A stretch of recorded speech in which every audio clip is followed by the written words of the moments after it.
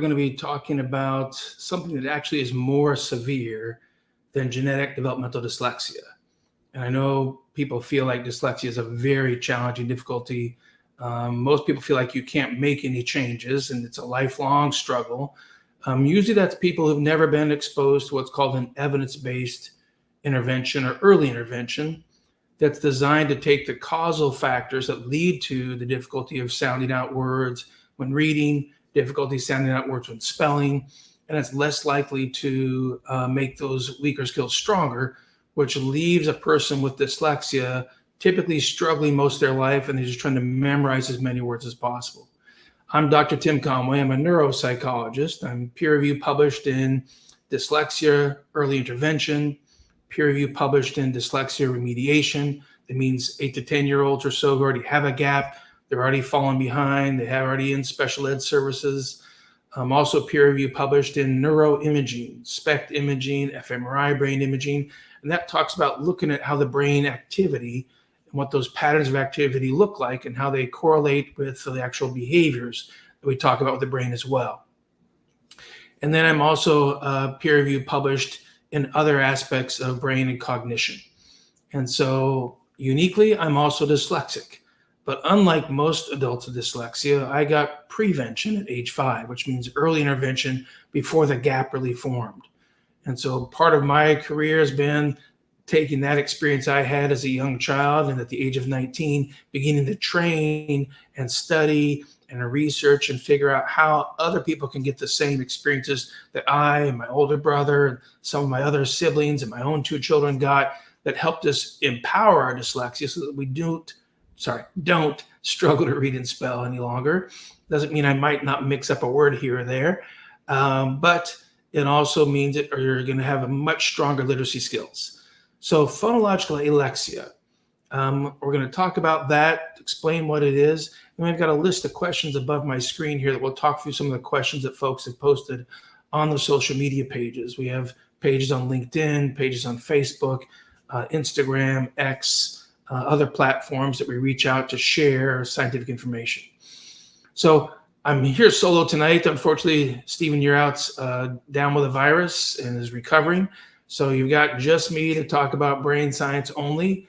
And I'll try to step back with parents' view. But if you're on our Facebook live stream, you can actually post questions and it'll show up on my screen as well.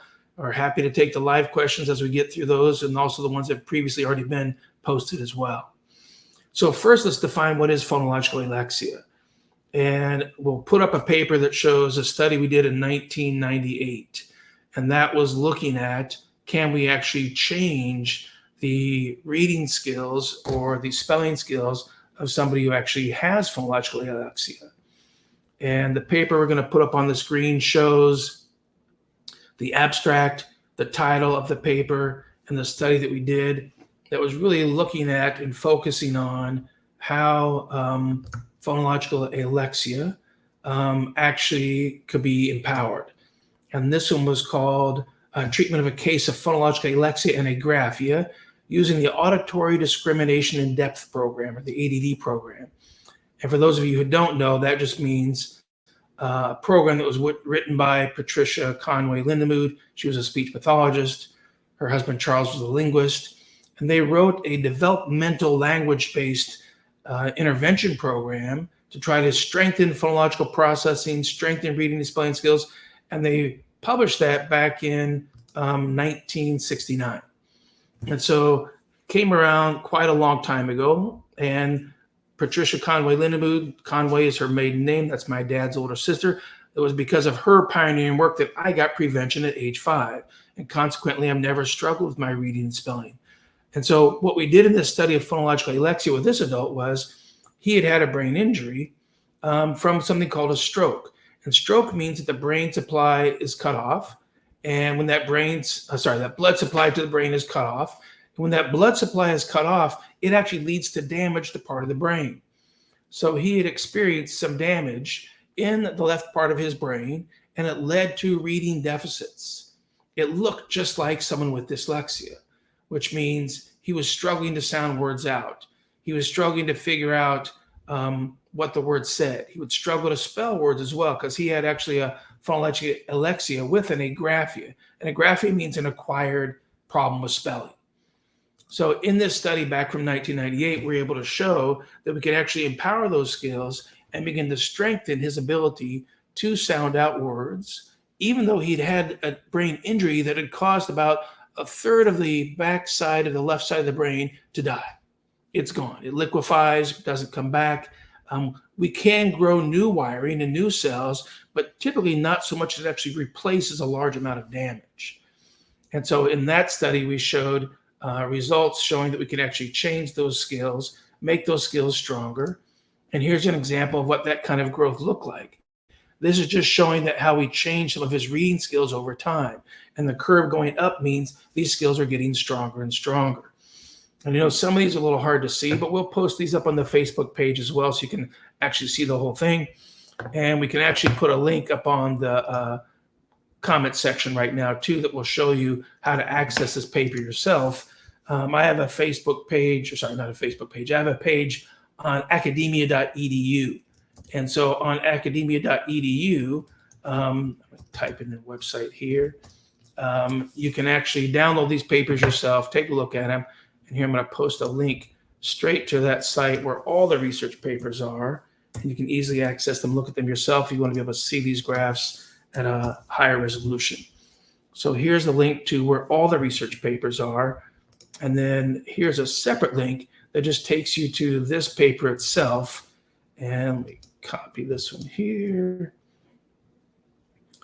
And here's the link just to that paper by itself. So if you want to pull this up and look at these graphs yourself more easily, you'll be able to. But it's easy to tell by that upward slope that we began to change his ability to sound out words, even though he had brain damage. And this next graph, I'll pull it up as well. This one shows we also made changes to his spelling skills. Now you'll see there's a line at the bottom that's zigzagging up and down. That's what you call a control task. It's a task that we did not expect to change. We expected he would stay impaired on that skill because we were not treating it. And it helps you define and clarify that the treatment, the intervention you're giving is really only changing the skills you were trying to change because other skills didn't change. So this is showing our ability to change the ability to sound out words for spelling and phonetically spell.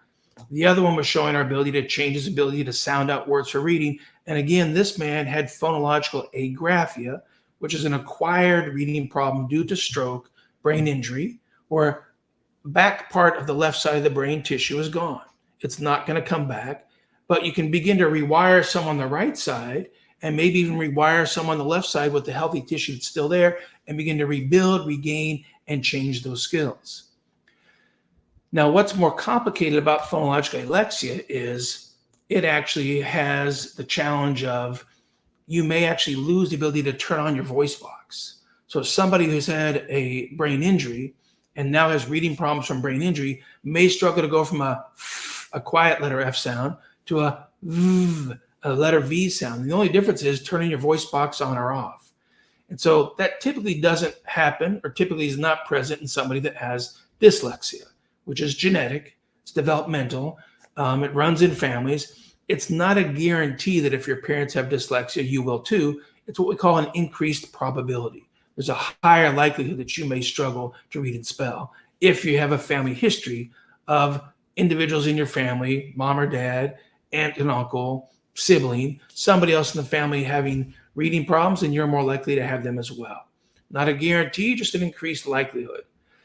So another thing that might happen in a phonological alexia is you might also have what we call an oral dyspraxia. If you tell them, hey, go say, oh, you might see them go, and it looks like they can't get their tongue to move the way they want it to move. And that's exactly what's happening. That oral dyspraxia or oral apraxia means they've lost some of the control of the movement system of the mouth. It could be the teeth, tongue, or lips, and not working together as well. And in children, or even in teens or adults who have a dyslexia, there could be a co-occurring developmental dyspraxia, which means a difficulty with motor control, as opposed to the adults with stroke have an apraxia, which means they've lost some of that motor control.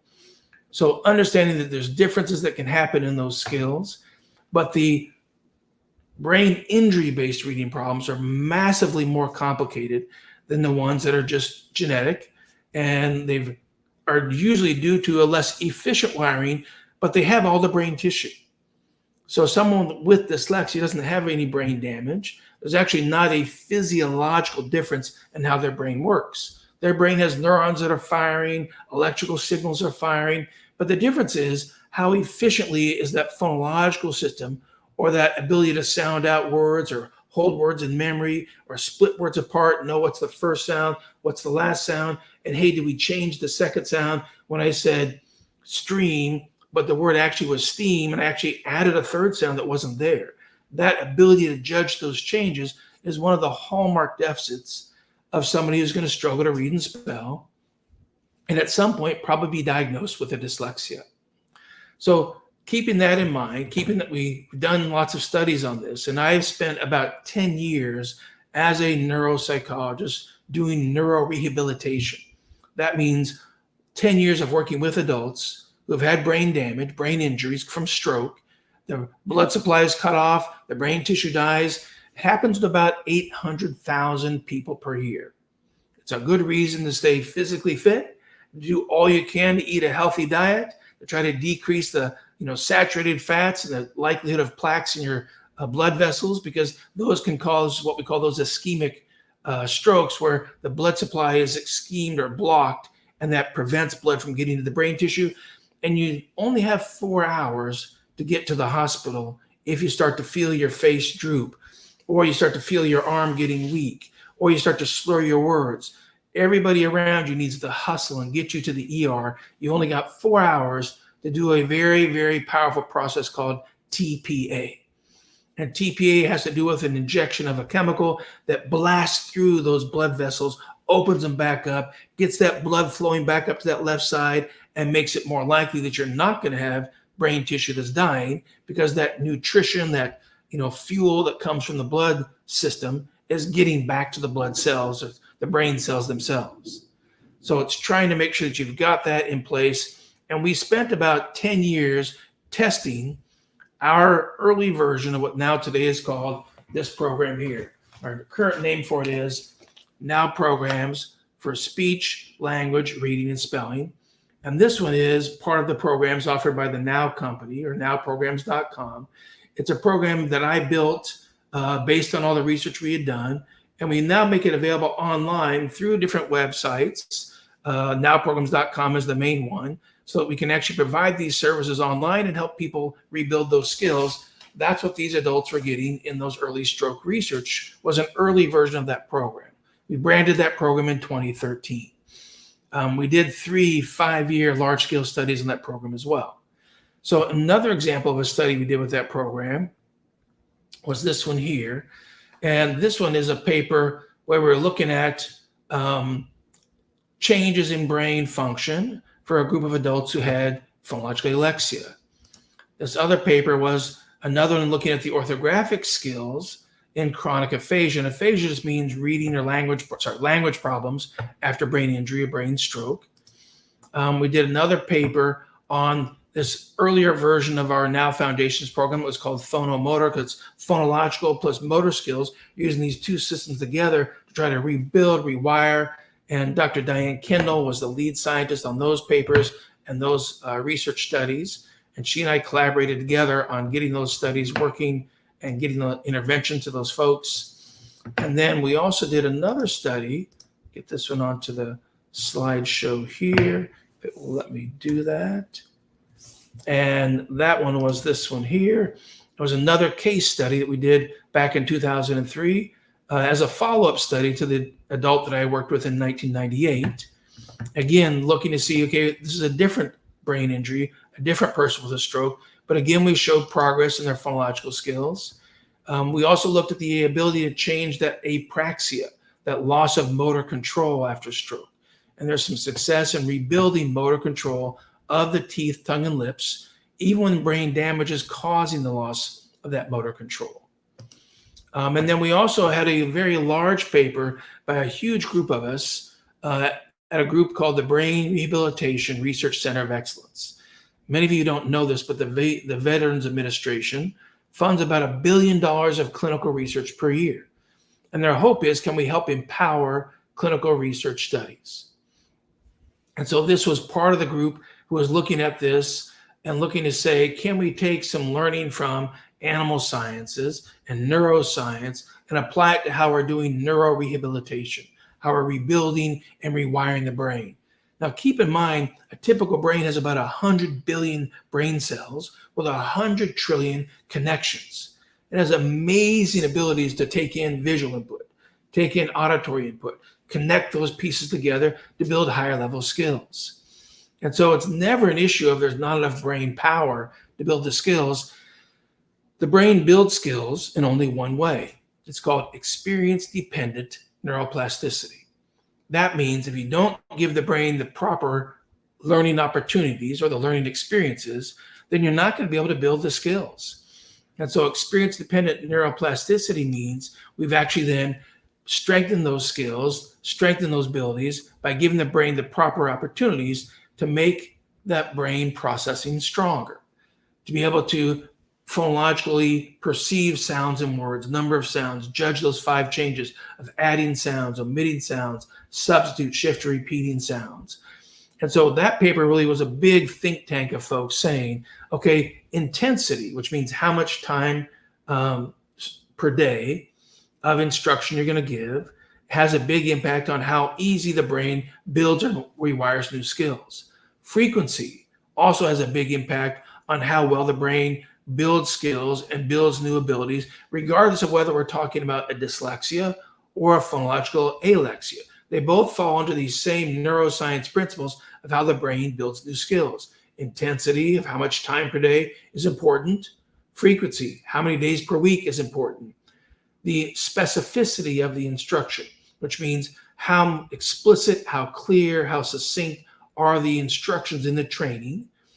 And then the developmental hierarchy of the tasks being practiced, which means, are you doing basic skills first, mid-level skills second, advanced skills last? Because that helps the brain more systematically build things, kind of like building a house. You have foundation first story next, second story next, roof comes last. There's a whole developmental hierarchy to how you best build a house. And the same is true with how the brain builds these skills that are language skills, literacy skills, motor skills. There's a developmental hierarchy to all of those areas. So besides intensity, frequency, specificity, that developmental hierarchy, there was also a 5th element, which was duration. How long? How many weeks? How many months do you keep doing this instruction? And then you've got the skills so strong that there's a high degree of automaticity. You're not going to lose those skills. Think of it this way. Some of you haven't ridden a bike in 10 years.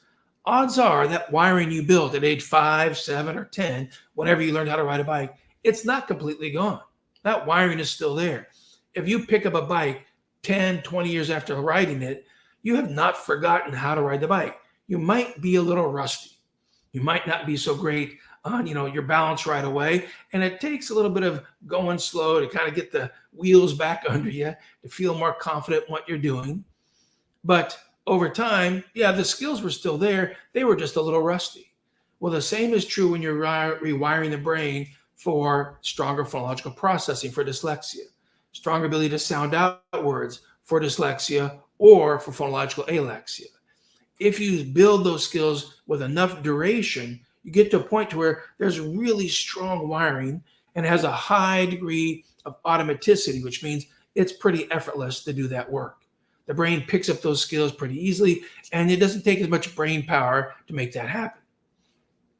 So the last piece is, after you've done high intensity, high frequency, clear specificity, a good developmental hierarchy of basic to advanced skills with enough duration, the 6th one is, and then have you generalized it to other learning environments. That means if you only practice these skills in your literacy lessons or in your, Now Foundations program tutoring lesson, or when you're in your bike riding lesson, if you only do the work there and don't do it any other time, any other place, the skills probably are not going to be as strong.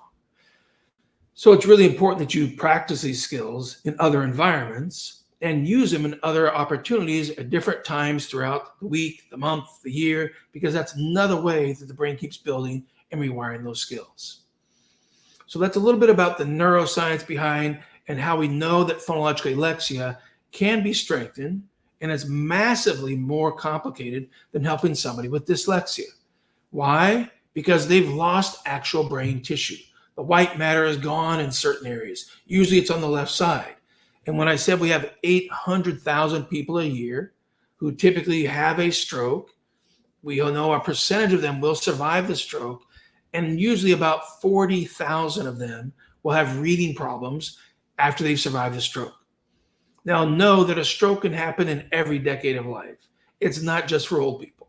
So 10-year-olds can have strokes, age 20-something, 30-something, 40, 50, 60, 70, 80-something-year-olds. Every decade of life can have someone who's had a stroke for different reasons. So the important thing to know is, but the brain has the capacity to rebuild. In one of the studies we published, a man who had lost about a third of the left side of his brain, and you're losing some of those language skills we use for doing the reading and spelling, we were able to rewire and build new wiring on the right side, which is other regions that usually aren't strengthened or wired for reading, but they're actually capable of learning it if you use high intensity, high frequency, and a systematically developmentally trained program to get that system stronger.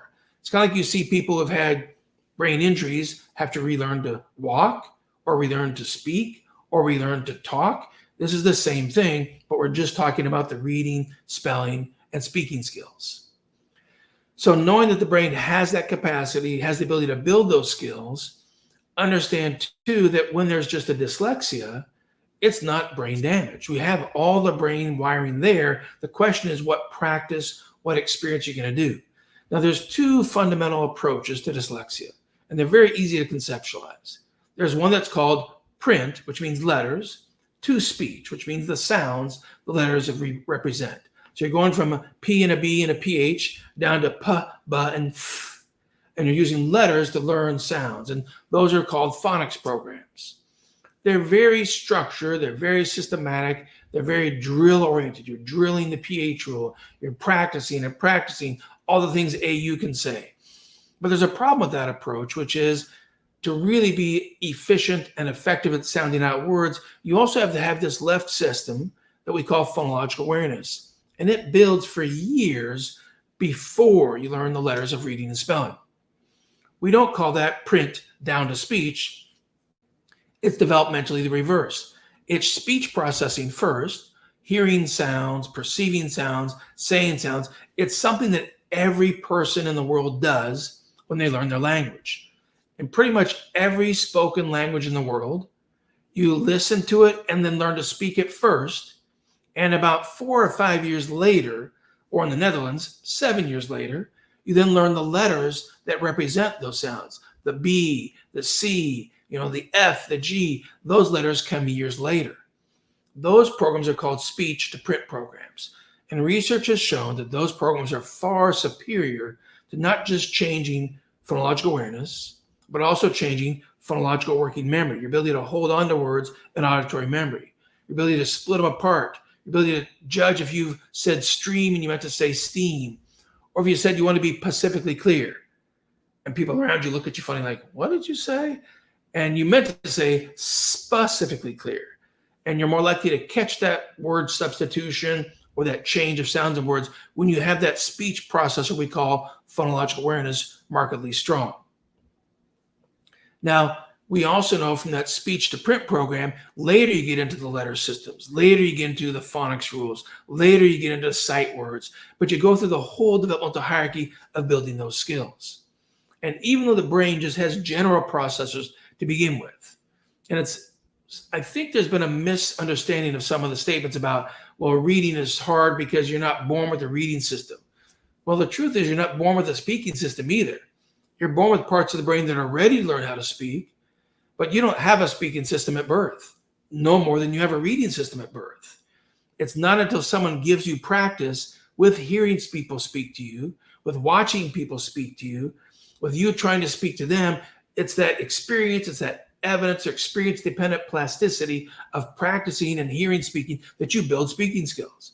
So the brain has visual processors and acoustic processors, all these systems ready to learn speaking. And guess what?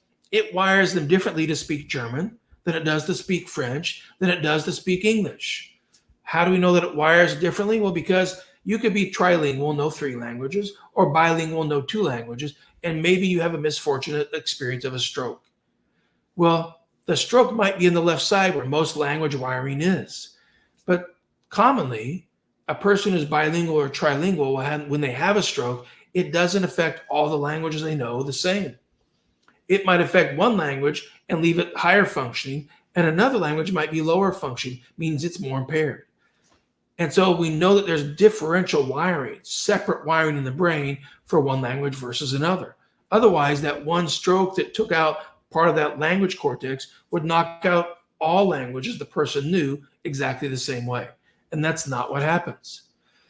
So uniquely, the brain is using these language processors to build these language skills. The phonological processor for German, and the phonological processor builds the French sounds, the Russian sounds, the English sounds, and it builds for years first, and then you learn the letters or the orthography.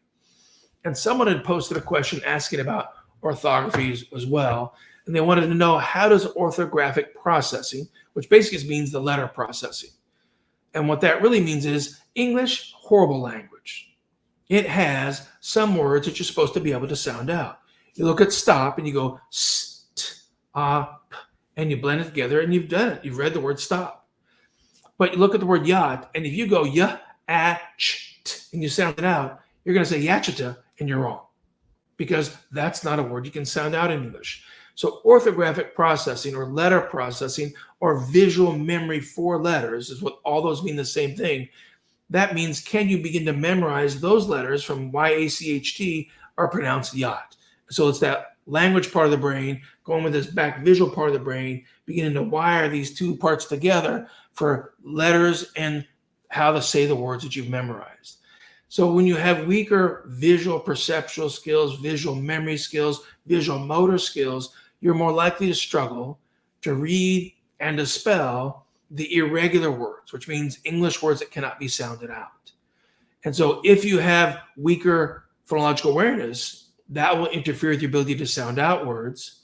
But if we strengthen that skill and you see strong gains in your ability to sound out words, but no gains in your ability to memorize sight words, and no gains in your ability to memorize irregular words for spelling, like how do you spell yacht, or how do you spell February, or how do you spell library, are you getting that double R in there or not, then that means that visual processing system is not helping support the growth of that other part of reading skills, which is the part that we call orthographic or sight word reading skills or memorized spelling skills. Those put a much heavier emphasis on that visual processing and that visual memory system. And then for spelling, it's also the visual plus motor. You've got to be able to get your hand and eye to work together to form all the letters in the right shapes, going the right directions. So if you have trouble after you've gotten effective intervention and you've strengthened your phonological processing using a speech to print program first, not a phonics program first. Phonics programs just drill train some decoding skills. You'll see some improvement in decoding, meaning they can sound out words a little bit better, but usually it's still slow. Usually it's very rule-based. You have to kind of think of the rules. What's the syllable type? What they teach me about that AI? It's very heavily, cognitive in how you do it. And it's not going to change typically your reading speed. It typically doesn't change your spelling skills. And it typically doesn't change some of your language skills, like word finding skills for speaking, or storage of words when you're trying to learn somebody's name, or remember a new word like pusillanimous. You'll be more likely to say pusil what? Because you're struggling to hold on to the word, hold it in memory, and begin to realize that pusillanimous, a word I like to use a lot, is because it's a big, SAT word that just means cowardly. And so we could have the Wizard of Oz with the pusillanimous lion, but instead they called him the cowardly lion. But if you didn't know that pusillanimous means cowardly, you would think it was a nonsense word. It has no meaning whatsoever. But you need that auditory phonological processor to hold on to those words, hold on to those sounds, and begin to anchor it with some understanding of some of the memory system back here on the left side, and begin to build that memory system as well. So let's look at some of these other questions that we have up here. And again, folks are welcome to post questions on the Facebook page, and we'll get to those too. One question was, can you get acquired dyslexia, which is called phonological alexia, through a traumatic brain injury? And that means you were in a car accident, you had a motorcycle accident, you got hit by an object. Some people get hit in the gym, they got hit by someone, fell and their weights hit a person that was sitting next to them and didn't see it coming. And it really caused the brain image because it was a lot of weight, big piece of metal hit you in the head, or they're towing a car and the tow strap breaks and the metal end of the tow strap hits somebody in the head. Those are unfortunate experiences we call traumatic brain injuries. And the answer is yes, you can get a reading problem after a traumatic brain injury, or what's also called a closed head injury, because the brain is still intact and the skull is still intact. But it's not as common. It's much more common to get reading problems after a brain injury called stroke, where the blood supply was cut off in one of the arteries. The brain did not get the oxygen it needed, and the blood supply stopped flowing, and the brain tissue then died. So there's different types of alexia. There's what we call phonological alexia, which means you really struggle to sound out words. But ironically, you could actually still be really good at reading and spelling phonetic words that are like words that you can't, irregular words that you cannot sound out. So I'm going to restate that because I muddled those words. If you have a phonological alexia, you can't sound out words, but you can read sight words. You can spell memorized words like yacht, though, or somewhere, ones that you cannot sound out. If you have a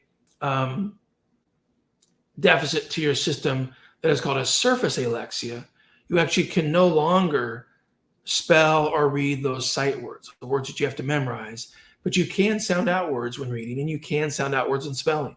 So there's different regions of the brain that lead to whether you're going to get a phonological alexia or a surface alexia. Surface just means the word structure is lost, not that deeper sound structure, that ability to sound words out. Somebody else also put a comment up here, and they put a link to a study. Unfortunately, the link that they sent me is a link that's blocked by a paywall. So I'll have to go back and look this one up, Gail.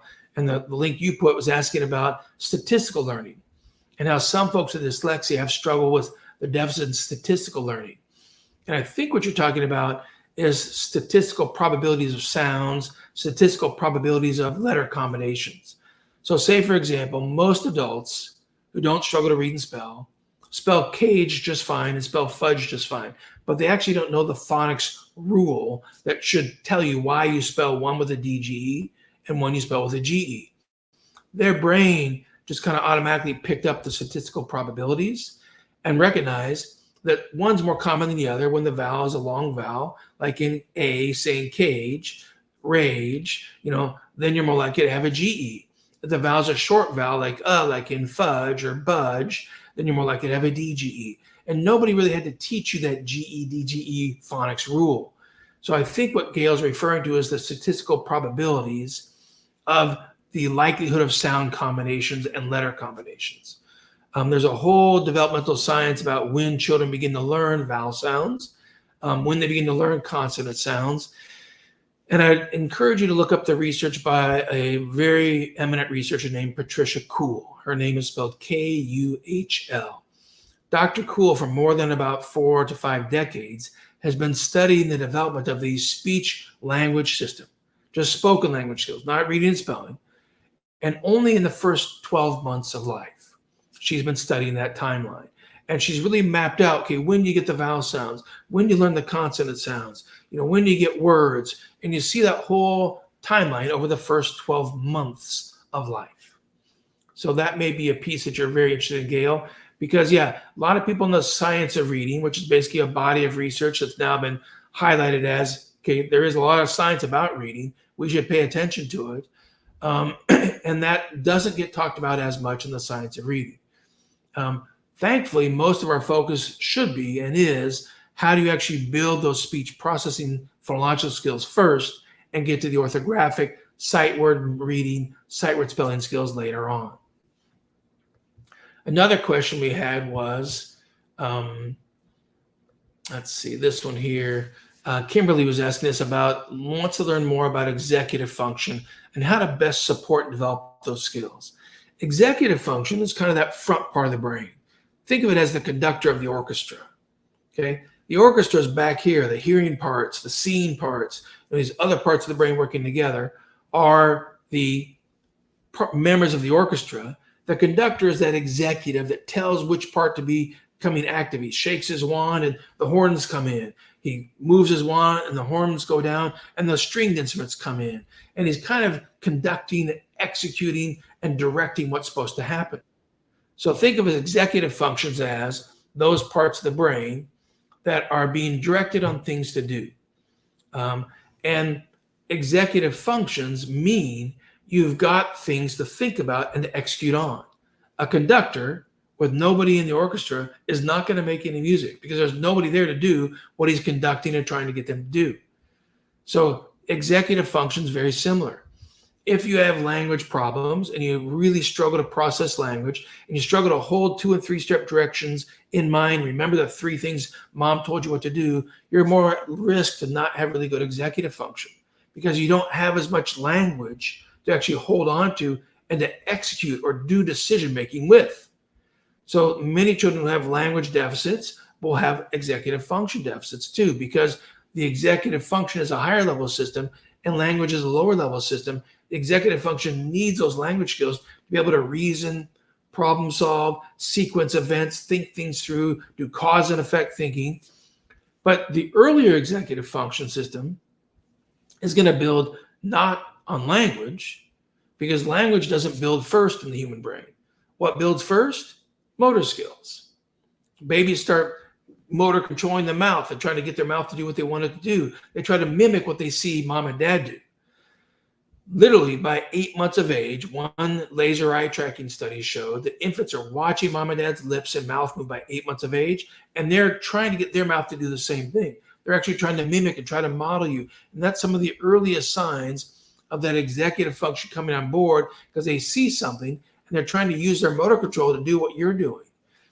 And then later on, there becomes the coordination as they start to crawl, as they start to grasp, they start to bring things to the mouth to figure out what it is, what it feels like, and how it relates to their body.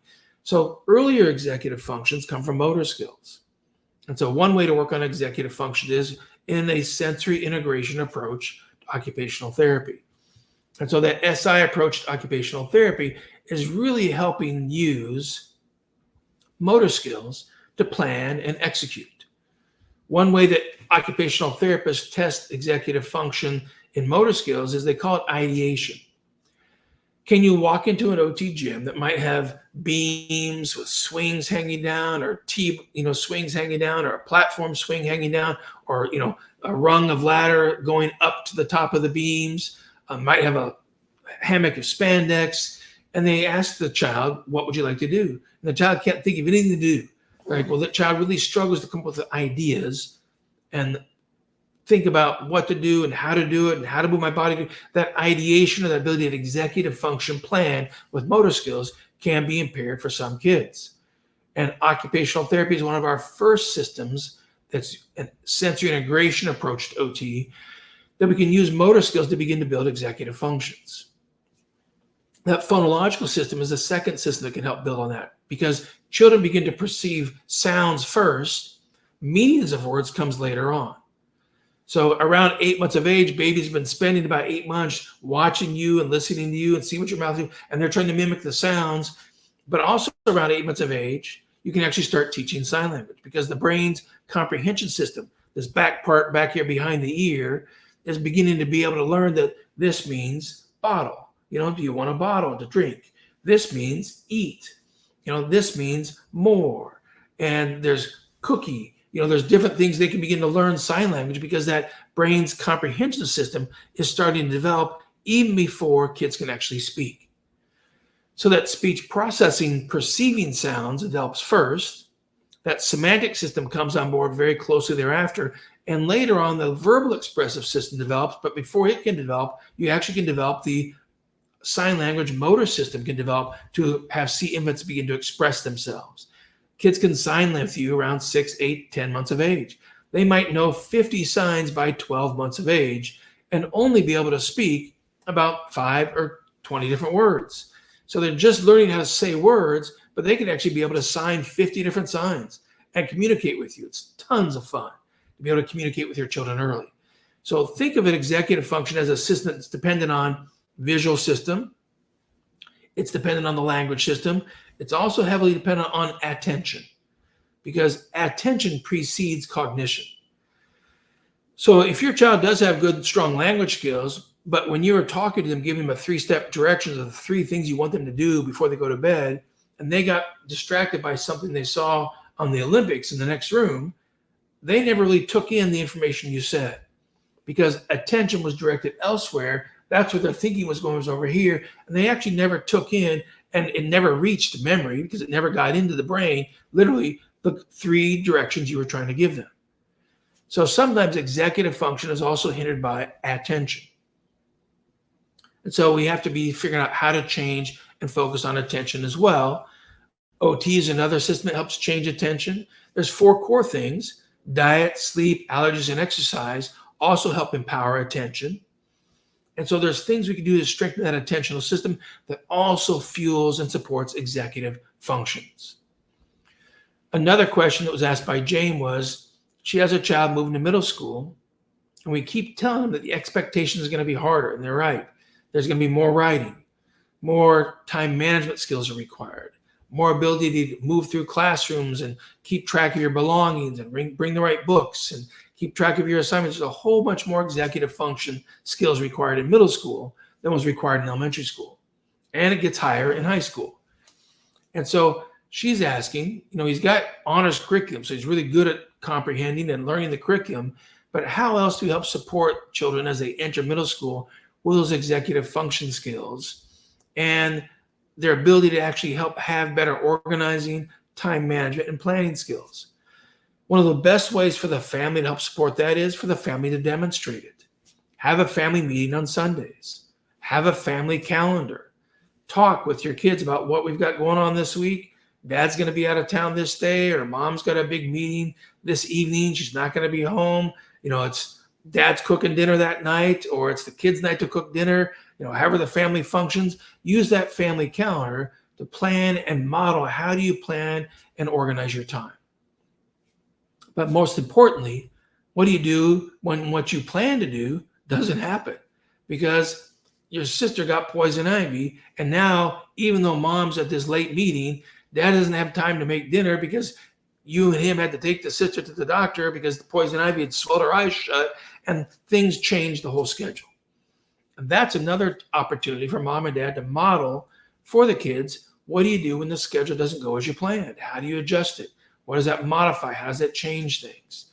So really modeling for kids how you guys manage time as parents, how you can manage time as a family, how do you plan things, how do you allocate resources financially and time to make things happen, is a really important skill to start early in late elementary school, absolutely by middle school, and help build a system that your child can utilize and practice that will help them be better organizers of their time management, of their project planning, and getting the things done that they need to get done in high school. And the more they practice it in middle school, the easier it's going to be able to do it in high school. Now, another similar question was, okay, so we get to high school. A lot of kids never got successful remediation in middle school. What are they going to do in high school? Because there's typically not any more remedial classes available in high school. And you've got 2 different options. You're looking for more effective evidence-based remediation like nowprograms.com. It can actually empower literacy skills in a few months, even for high schoolers, easily done over the summertime. Or you're trying to figure out how to compensate, accommodate, and use technologies to work around the difficulties that your child has. And technology is great, but it actually doesn't help you do all the things you can do when you have stronger skills. So it's trying to figure out what's the best approach right now. Are we going to rely on technology? Are we going to ask for a 504 plan in high school because the child has a diagnosis of ADHD or a diagnosis of a language disorder or a diagnosis of dyslexia, all of which definitely qualify you to ask for a 504 plan to get extended time, to get notes given ahead of time, to get some accommodations and compensations to help your child be able to perform closer to their potential and not be penalized by not being fast at getting their reading done or not being easily able to learn their skills in just one, presentation of the information. They need several repetitions of the textbook to be able to get those skills down pat. So there's ways to actually provide some support, some services, but always, always, always, effective remediation empowers a child more than anything else. Effective remediation to rebuild phonological skills, to empower decoding skills, empower phonetic spelling skills, empower passage reading accuracy. There's extensive research showing that can happen in any decade of life. 10-year-olds can get stronger reading and spelling skills. 20, 30, 40, 50, 60. In our medical clinics called the Morris Center, themorriscenter.com, we've even had individuals in their 70s come online and rebuild those skills. So those skills still can be built and still can be strengthened. Now, I've got a few minutes left. Let me take one other question by Martha, which was, she's asking, when is it okay to listen to your kid, your teenager's like, Mom, I don't want to learn those syllabication rules any longer. I've heard them a gazillion times. Either I can't remember them, or I forget them, or I don't use them well. And can we just stop doing them? And what your child's really trying to explain to you is the program that you're being exposed to, the system that's being used hasn't worked. And if it hasn't worked in 10, 20, 30 hours, 300 hours is probably not going to make the difference. So the question should be, what else could we be doing to help strengthen those skills? And if you find an evidence-based program that helps able to help kids know how to syllabicate, then you've got a chance to change those skills. And there are such programs available. Ours is one of them. That nowprograms.com is able to go online in a matter of several months, strengthen syllabication skills, decoding skills, and spelling skills. So one option is to give up and say, okay, it's not going to get better. We don't either have the financial resources, or we don't have access to evidence-based services. We're going to try to help them use the workarounds and use the compensatory skills. Millions of adults have done that. There's no doubt about it. The challenge is, though, it doesn't really empower you to your full potential. So trying to find those effective evidence-based systems are going to give us the best chance in how to empower those skills. So the last question I've got time to get to is more about comprehension and writing. Know that one of our biggest systems that changes comprehension is first phonological. Can you hold on to the words that somebody said to you? If you forget the words somebody said, it's very unlikely you're going to have a chance for that left side of the brain to understand the comprehension or the meaning, or even begin to make a mental movie of what the person was talking about. So phonological system builds first. That semantic comprehension imagery-based system builds second. And you want both to be equally strong. So you want your child to be able to perceive sounds, judge changes in sounds, sound out words in reading, sound out words in spelling, and be using that right side of the brain to make movies, to picture what they're talking about, make movies of what they're reading. And you can model that. Model movie making with your daily actions. Model movie making and talking about the family's calendar.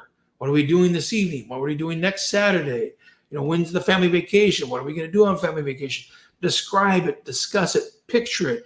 And the more the family uses imagery and my movie, and I don't get your movie, and those kind of things that help really make movie making conscientious, and they are aware that they can concretely choose to make a movie, then you're going to be fueling your comprehension system like nothing else. So mental imagery, listening to books on audio, talking about what you're picturing when you're listening to the book, talking about what that's going to look like, what happened next, and even talking about something the book hasn't described. Why do you think this happened? What could have they done differently, the lead character, to prevent that from happening? Reasoning, predicting, concluding, deducing, those are all other skills that you can be strengthening, empowering at home just by talking about movie making and modeling it for your kids when both you and your spouse are discussing your movie, describing the movie that you use to problem solve, reason, retrieve information. Instead of saying, can you remember, say, can you picture when we were at grandma's house about 10 weeks ago? And we were all in the front living room, and describe the scene of what your brain has retrieved. Try to trigger that movie for them, help them retrieve that movie and realize that movie helps retrieve and access the memory of the event that happened. and then go on to whatever it was you wanted to talk about. Was it we just wanted to discuss that, event we had, recall a fun event that happened, or do you want to use that as an example to talk about something that you're explaining to as a life lesson that's happening today? Let's think about what happened 10 weeks ago. Kind of talk about that. Does that apply to what's happening today? What choices could you have made? And you're actually teaching your kids your reasoning, problem solving, and thinking skills. And I made a mistake. There's one other question up there, and Debbie's asking, what are the things your psychologist should know about dyslexia, your pediatrician, your social worker, your guidance counselor, your research officer? Well, there's several really key elements. One is every human brain has the capacity to take weaker skills and make it stronger. Even if you're somebody who has a child who's been diagnosed with intellectual deficiency or low IQ does not mean inability to learn. It means the rate may not be a steep rate of learning. It might be a slower rate of learning. And how advanced the skills might go may not be as easy to achieve either, but learning absolutely can occur. And so knowing that the brain can learn, we want to be sure everyone understands it. Every human brain has full 100 billion neurons with 100 trillion potential connections. And the activities and the practice you give it will change how that brain builds skills. We also want all those professionals and parents to know that there's a hierarchy to how these skills build. Unfortunately, many school programs have gotten into just doing direct instruction and now trying to do direct instruction even faster. There's a crazy focus, crazy, ridiculous focus on how many words per minute a child can read. As a parent, I strongly tell you to tell the school you do not care about your child's words per minute. You care about their accuracy of reading and how well they comprehend. Because a really fast reader who makes lots of mistakes is most likely not to have any idea what they read. And no, speed of reading doesn't create comprehension. It's speed of accurate reading and that left hemisphere comprehension system. Those two together give you a better chance for comprehension. Also, we want all professionals to know there's a developmental hierarchy to how the brain builds these skills. In every spoken language of the world, speaking skills build first, reading and spelling skills build later. Well, let me back up. Speaking skills build first, listening skills build before speaking skills, but then reading skills typically are easier to build second. Spelling skills typically are harder and come later. Then there's writing skills, sentences that come after that, then paragraphs, then essays, and last in the academic world is the more complex academic skill. The number one class that you have in school that has huge demands for attention and focus is math. It actually is a foreign language skill. Math has a bunch of vocabulary that has nothing to do with any other subject in school but math. And math is just unforgiving in terms of your attention to detail. So if you happen to get distracted while you're doing a math problem and you lose your place and you jump over a line and you keep adding, odds are your answer is going to be wrong. Because if you make one transposition error, you move the decimal place 1 point too far, your answer is going to be wrong. You looked at plus, but for whatever reason you got distracted and you started subtracting, your answer is going to be wrong. Attention is a huge component of mathematics skills, even with things like learning your math facts. If you have a child who really struggles to learn math facts, you want to be thoroughly sure that they have strong attention skills and they don't have phonological awareness problems as well. So the things we want professionals to know is how the brain builds, and whether that's teachers, pediatricians, anyone, understand that there's a developmental hierarchy to the brain. And the more we know about how the brain builds these skills, and the more we know about what's called evidence-based programs. That means programs that have been tested, proven to be highly effective. Most any adult is happy to have their child get penicillin for strep throat because the pediatrician knows that is the number one proven treatment for strep throat. Very few adults want to go to the pediatrician who says, I have a chem lab in my back room. I know which chemicals are in antibiotics. I have made the new antibiotic. I'm sure it is because I took a little bit from penicillin, a little bit from amoxicillin, a little bit from C-chlor, a little bit from this other antibiotic, and I made a new antibiotic. Every parent would be mortified to hear a physician try to convince them to do a trial of an untested, unproven, unknown what the effect is going to be medication. You should have that same alarm about your child getting interventions for dyslexia and phonological alexia. It needs to be evidence-based by randomized controlled trials, because that's the gold standard that built penicillin and every antibiotic. They go through randomized controlled trials, so we know, well, how do they work? How well do they work? Who do they work for? What's the right dosages? What keeps them safe? How effective are they? There's all these critical elements we learn from randomized controlled trials that are not required to be given to educational programs for dyslexia, for dysgraphia, for dyscalculia, for basically any learning disorder or any language or sensory motor disorder. The programs being evidence-based is not required. And so you as the parent or you as the guardian are really challenged to understand, what does evidence-based mean and what is a randomized controlled trial. Appreciate all the viewers, all the attention, the great questions today for this episode of Dyslexia Discussions and More. Hopefully, from a neuropsychology background, myself, Dr. Tim Conway, a remediated, empowered dyslexic with children who have empowered dyslexia, we helped enlighten you and share some brain-based science that helps you better understand your child's brain can learn more. Your college kid's brain can learn more. Your spouse's brain can learn more and build better skills. But look for the evidence-based skills to give you the best chance for the most success. Thanks again. Consider going to our YouTube channel. On our YouTube channel, you can see the past podcasts. You can learn about other content we've talked about. You can actually be able to see families talk about the empowerment their children have made, their college kid has made, their teenagers made. And I just posted the link on the different platforms of Facebook, Instagram, LinkedIn that we're streaming on tonight. And so be sure to check out some of those other videos that are not just me talking. There's other parents like you. There's other educators talking. There's other adults talking about how we've empowered skills and given someone a stronger quality of life. One ending quote is, competence, your ability to do skills, is the number one driving force for your confidence and your self-esteem. Build better competence in our kids, in our teens, and our spouses. We help build better confidence and better quality of life. Thanks again, everyone. Next week, we'll have a new episode of Dyslexia Success Stories. That's our other podcast that's also on that YouTube link I just shared with you. And we'll have another individual sharing their personal success story about how they empowered their brain to stronger skills. Have a great night, everyone, and we'll see you next Friday at noon Eastern Time. Thank you so much.